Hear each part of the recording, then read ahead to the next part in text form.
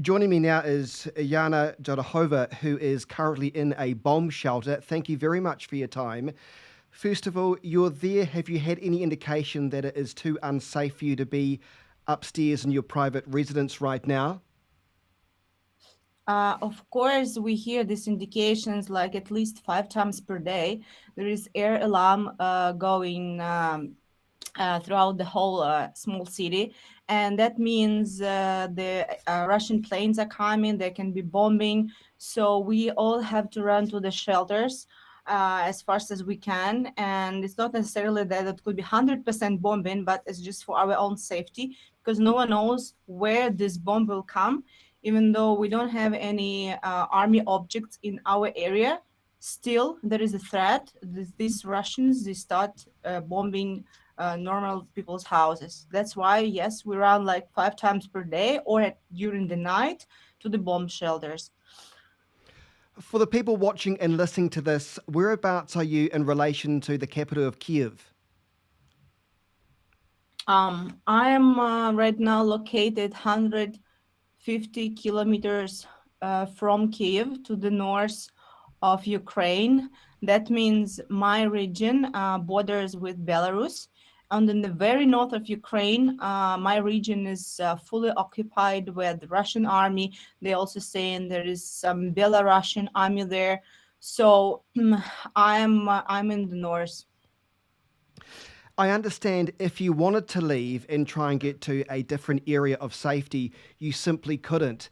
Is that because Russian forces have now blocked in highways to where you live? Yes, it's very unsafe for me to try to escape from my area because all the highways uh, on this part of the highways they can be Russian soldiers and they can simply start shooting civilians.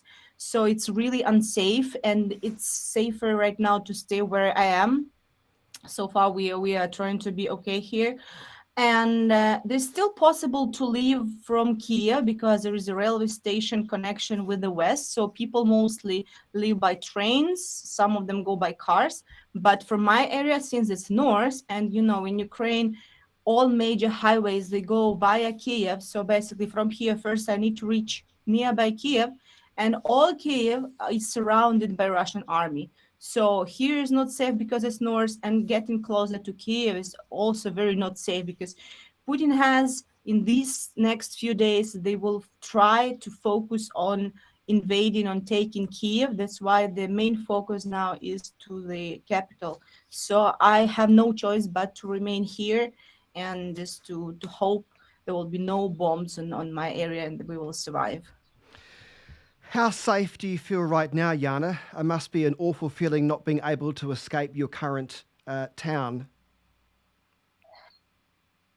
Yes, and when the war started, it was like panic state we all experienced. Right now, we just, as much as we can, we are getting used to it. We just, we are being so fast while running to the shelters. We're being always alert. So, unfortunately, we're getting used to this state, but this is the reality, and we're doing everything what we can. We're supporting. Like I have relatives in Kiev. We're supporting them. We're helping locally those soldiers which are around here. We are helping refugees who are coming to my area. It's a bit safer than Chernihiv, for example.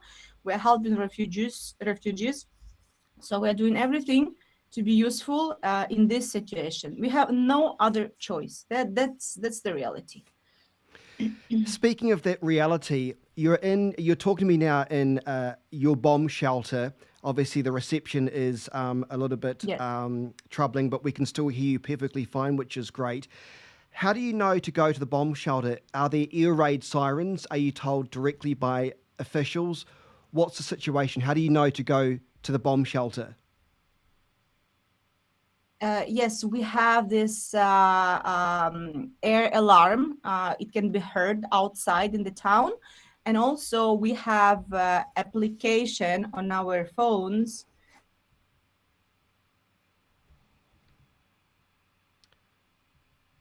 We seem to have lost contact with Yana. We will try and see if we can make. Uh, Are you there? Yes, yes, I'm here. Yep, sorry, we just lost you momentarily. You were saying you've got applications on your cell phone that alert you. Yeah. Yes. Well, that's handy.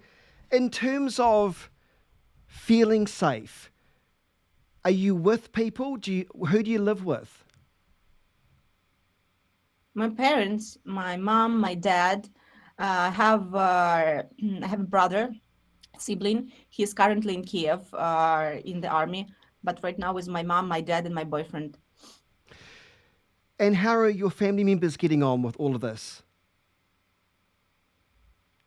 How's my family is getting over all of this? Yeah. Well, I'm of course. I mean, my dad, he's an ex-military kind of soldier, so he is aware of all these situations, so he's trying to stand by on protection the town. But for my mom, of course, she's panicking from time to time, and I'm also trying all the time to support my mom's mental health, because she has her son in Kiev, because she has me, and I don't know. By the way, I am 5 months pregnant also, so it's like everything coming together, and we're just trying to be this emotionally stable, because mental health is number one. If we don't have mental health, then we cannot survive, Well, even if there are no bombs. it's a very interesting point you make, Yana. How do you try to maintain a sense of normality when you are literally surrounded by Russian soldiers where you are unable to leave? How do you make yourself feel sane? I would say that for me personally, uh, helps for me help my experience in yoga, in mindfulness, helps me right now to maintain my mental health. I'm an ex yoga teacher. I'm also a mindfulness coach, so all this philosophic point of view helps me to look into this situation from not the emotional level, but from the high perspective. And we real people, again, we can't do much. It's huge politics. So from my side, I'm trying to encourage people abroad to go to protest, to ask NATO to close the sky, to do everything what I can, also to ask for help, to ask for financial help and everything. I was also encouraging Russian people to go to protest. So first, I'm doing everything what I can globally, as what I'm doing now, giving interview, answering your questions, and also helping my family locally. I'm happy actually that I'm with my mom. I'm really happy that I didn't run away anywhere, because no one knows how would I feel if I will be far away. I need to support my mom, as my brother is already separated. He's in Kiev. So again, this is the reality. We have no other reality at the moment.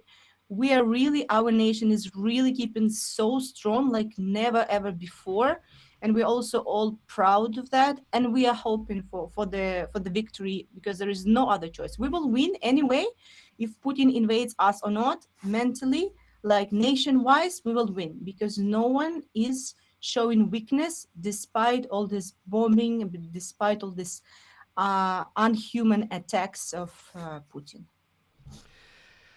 In terms of some of your friends and other maybe family members, have any of them left Ukraine to go to Poland to cross that border?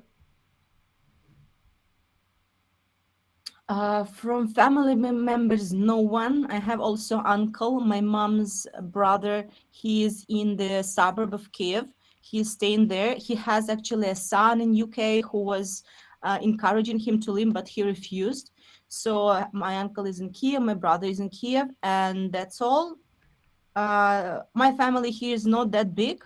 So among my friends, among my ex-colleagues, yes, people were leaving, but family members, everyone is here. I also have close family members in Russia, in the north of Russia, and they've been all the way since, like, back since 2014. They've been supporting Putin all this time. And right now, personally, me, I almost don't talk to them, because my cousins there, they just keeping silent and they're trying tell us to be safe and nothing else.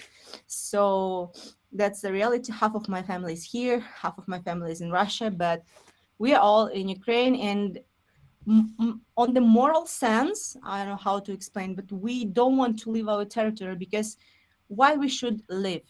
Why we should live? We didn't invade anyone. We were not aggressive to anyone. So we are staying here and let's see which karma we have and whether we can survive. It must be hard talking to your family members in Russia because, by all accounts, they may be being told a Yes. different narrative. Is that the sense you get from speaking to them? Yes, they already know. They can't believe us that the news are lying to them. They already believe. But at the same time, my cousins, at least, they don't really understand the whole picture, the whole violence which is going on here, and they continue to do their business. They're just asking us which help they need. They're also inviting us to come to Russia. It's kind of like for the safer place. But we all, my mom and everyone, we are replying that Russia for us like country doesn't exist anymore. It's not even that we can be safe there. So it's such a strong feeling of anger. And my aunt there, she was born here. She's super attached to this territory, to this village where I am, and she's mentally destroyed and keeps saying that I wish I were with you. So basically, they're not doing any protests, and of course, right now they are not allowed to do because the regime is so strong. They can be taken to jail. But she's just mentally destroyed about everything what's going on. But maybe inside she still believes that their king has good intentions, because all this time they were told that Putin has good intentions towards Ukraine, and that we are choosing the wrong direction. We are when we want to join European Union, but all this time they were told that Putin just wants happiness and wants better future for Ukraine. That's why they can't believe that this man can do such horrible things. They just don't believe It must be hard for you to reconcile, to try and understand what's going on in your own country when I know that you've got internet connections that go in and out, and no doubt you're taking an interest in the news and what you can see that's happening just 150 kilometres away from you. How difficult is that to it. try and Yes. comprehend the magnitude of casualties of this war? Mm, well, it's difficult. I mean, the war kind of blocked all normal life. I'm not working, even though I have been working online. I cannot work because all the time I have to be alert. I have to do uh, normal stuff around the house, which will help us later in case of bombing, or I help other people, or I do interviews. So there is no normal life anymore. So we're always alert. We're always checking the news. We are giving help who needs help, and cities are being bombed. So there is no life. There's just war, and there is a war state, and there are certain actions which everyone is doing in order to help, because everyone wants to be useful. I mean, Ukrainians and also people abroad, and this is how we live right now. So it's just all about war, and about and about us waiting for the day when they say everything is over and we win. Well, I hope everything will be over and that you can get some peace. You are a remarkable Thank person you. to speak to, and I really appreciate your time speaking to me in these difficult circumstances. Yana Dorохova, thank you very much, and I wish you all the very best for you and your family. Thank you.